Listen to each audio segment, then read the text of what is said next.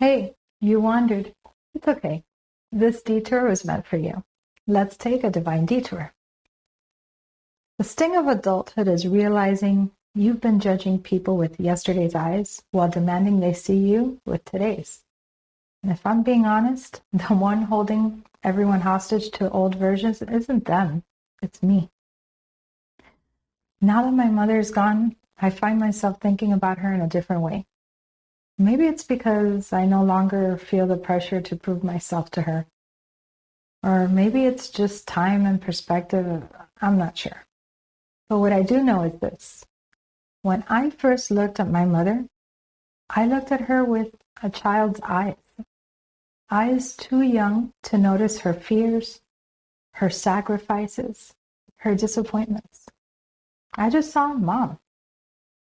And maybe I froze her there, forgetting she was a woman with a story of her own. And I've done the same in marriage. Maybe you have too. You call your spouse the strong one, then act shocked when they finally fall apart. You box them in as the provider, and then forget they're not an ATM with a pulse. Or you keep holding on to, this is who I married, and wonder why intimacy feels stale, when the truth is, you stopped meeting the person they are today.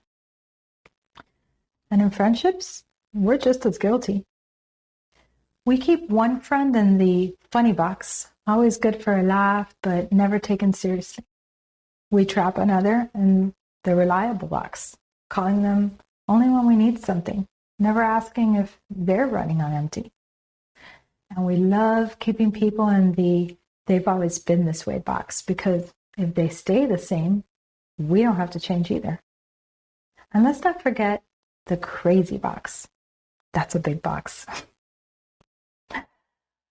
Boxes feel safe because they're predictable. But let's call it what it is. Lazy. It's easier to label someone than it is to stay curious. Easier to say, you've never changed, than to admit maybe you haven't. So here's something I started doing when I catch myself. I give myself a taste of my own medicine. What if someone said about me the same things I say about them? What if they froze me in the worst chapter of my life and never let me out? What if they dismissed the ways I've grown because the old story was easier to believe? That's when it hits. That's when the box feels like a coffin. Here's the clinical side.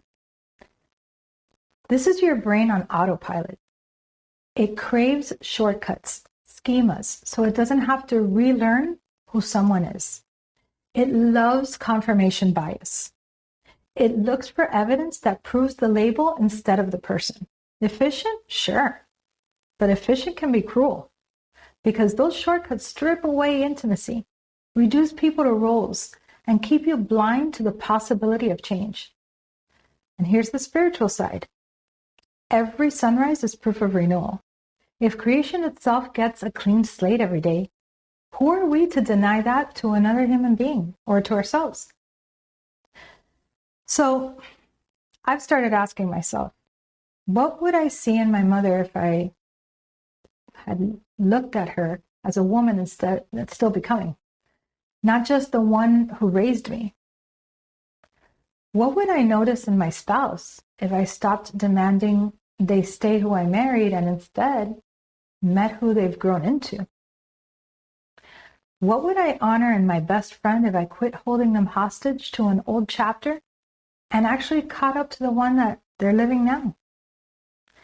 Because maybe the reason my relationships feel stuck isn't because they haven't changed. It's because I haven't changed the way that I think about them. And that's the contradiction. I want to be seen for who I am today, but I don't always offer the same grace back. No human being belongs in a box. We're not storage. We are stories. We are not boxes.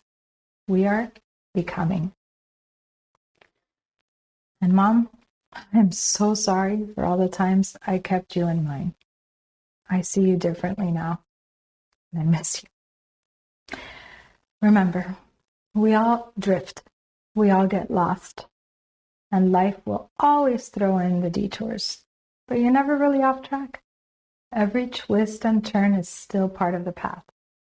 Until next time, keep taking your divine detours. And thanks for buzzing by.